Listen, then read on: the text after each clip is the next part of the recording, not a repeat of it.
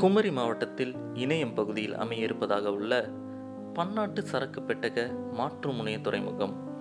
இத்திட்டத்தை இவ்விடத்தில் வரவிடாமல் தடுப்பது சிறுபான்மை மக்களாகிய நம்முடைய கடமையாகும். ஆதலால் இத்திட்டத்தை கைவிடக் கோரி 5/4/2017 புதன்கிழமை காலை 10 மணி முதல் மாலை 4 மணி வரை நாகர்கோயில் புனித கார்மல் மேல்நிலைப் பள்ளி வளாகத்தில் தமிழக கத்தோலிக்க ஆயர்களும் சிறுபான்மை தலைவர்களும் பங்கேற்கும் மாபெரும் உண்ணாவிரத விளக்கு உரை கூட்டம் நடைபெற்றது. இக்கூட்டத்தில் லட்சக்கணக்கான மக்கள் திரளாக பங்கேற்றனர்.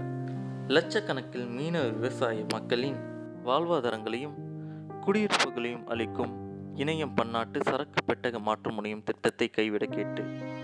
பன்னாட்டு வாழ்வாதாரம் வாழ்வை சரிக்குமா என்று எண்ணமே இதை பார்த்தவுடன் அனைவரின் மன நெஞ்சிலும் சக மனிதனின் வாழும் ஆதாரத்தை அளிக்கும் பன்னாட்டு முயற்சி. இதை நீங்கள் ஆதரிக்கின்றீர்களா? சிந்தியுங்கள்.